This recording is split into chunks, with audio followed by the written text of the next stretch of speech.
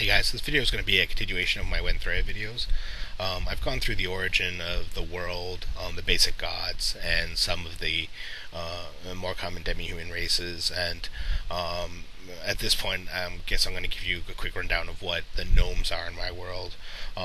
It's helpful. Plus, I should put them out there, even though they're not really as substantial of a race in my world.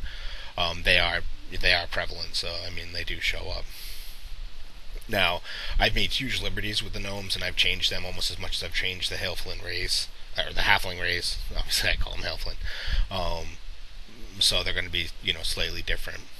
If you saw one of my past videos on Wen'thrae about where the dwarves came from, you know that Mishakal had created the base dwarves, or my blood dwarves, and these dwarves were closer in relation to the way they look to Sverveniblen, and the deep gnomes. Now, during that time, there was a separation between the dwarven stock and the gnomish stock. So truly, if someone says, "I'm just a bearded gnome," and he's a dwarf, he truly is. That they're from the same lineage, and they actually can interbreed. So you could have a half gnome, half dwarf, and stuff like that in my world, which is not common, and it doesn't really happen, but it's a possibility. So there was kind of an ideological difference in the dwarves, who were the major protectors, attackers, destroyers of the aberrations, and they did it through their means, and the gnomes kind of split off from the blood dwarves to become the true Sverveniblen, which you run into. And from those Sverveniblen, they spread on, moving out of the Underdark and actually moving into the forest lands. And those gnomes that entered the forest became what I call forest gnomes, and they found that their small size, their weakness, and their dependency to have to stay out at night because of the Underdark vision, which changed as time went on. In their natural ability to speak with small wilderness creatures, which they say borrowing, but in mine it's just small wilderness creatures. They were able to communicate and bond with the wolves in the forest, and they become just known as forest riders. So in my world, I have these forest gnomes that are small pockets of them. They're never large, but they ride. The biggest thing is they bond with a wolf, and they ride that wolf, and it's kind of like a paladin's mount, I guess would be the best way. But the wolves in my world, I actually have enhanced intelligent wolves in my world. So wolves have a special. As I like dogs, like I like turtles, those things in my world have a stronger presence, and because obviously they're important to me. So obviously in my world, I want to give them make them a little bit stronger. So I have those forest gnomes with their gnomes. They ride the wolves, and I think I probably stole the idea from a comic series called ElfQuest. I don't know if you ever read it or heard it, but that's the forest gnomes. Now I have one other type of gnome, which is the basic, is the which would be like I got from the Dragonlance, I think, is the Tinker gnomes, and I like the idea of gnomes being, the engineers, the the intelligent beings, and I didn't really like the exactly the way the Dragonlance did it, but I really wanted to add. I wanted to add gunpowder to my world, but I didn't want to have. I've heard of people like saying dwarves with shotguns and stuff like that, and I didn't really want anything like that. And I tried to figure out a way that if a population of gnomes were somehow transported to my world through a portal, like from Dragonlance, like what would those gnomes be like? So I actually have a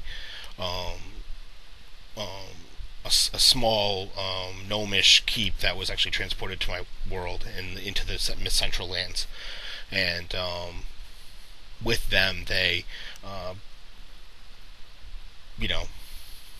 became more intelligent. They created gunpowder, and that's how they defended themselves. So they, in my world, they, especially at the beginning, back in second edition, they didn't have any magical capabilities. I didn't even allow them to be illusionists, not the Tinker gnomes. All they could do was,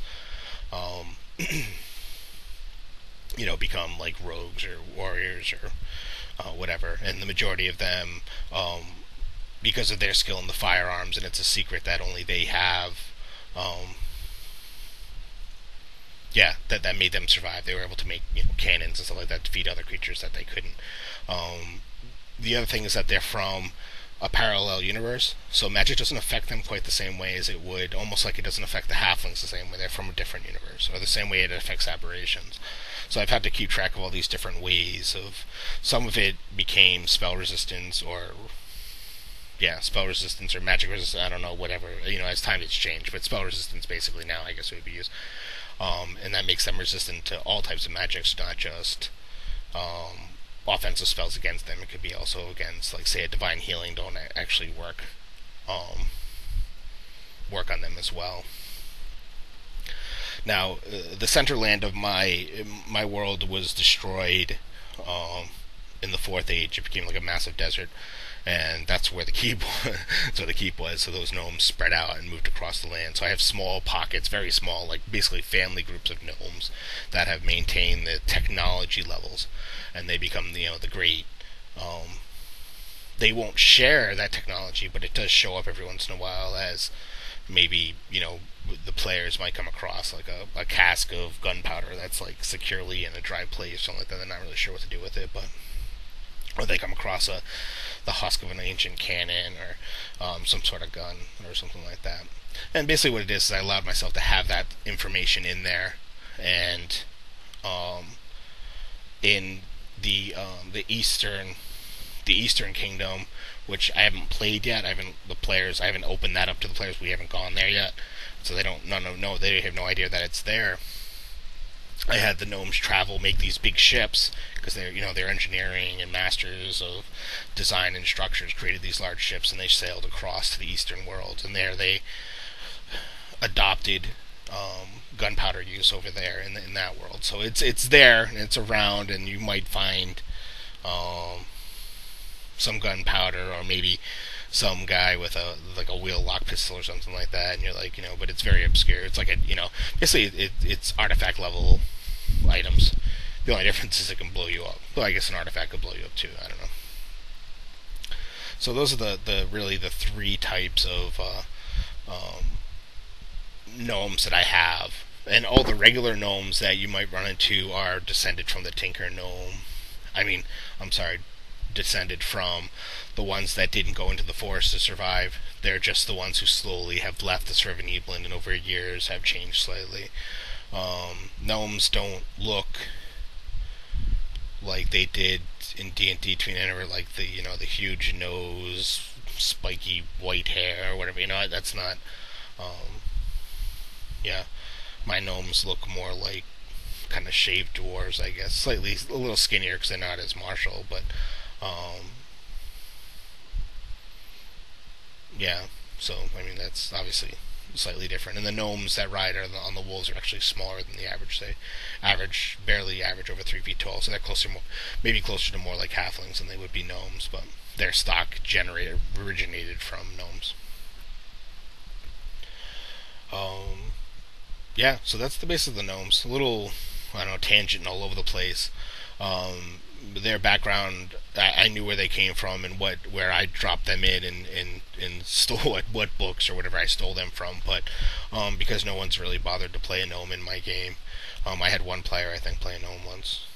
Yeah, he played an evil gnome. He played an evil gnome that would kill anything smaller than himself. That was bad. That was really bad. So,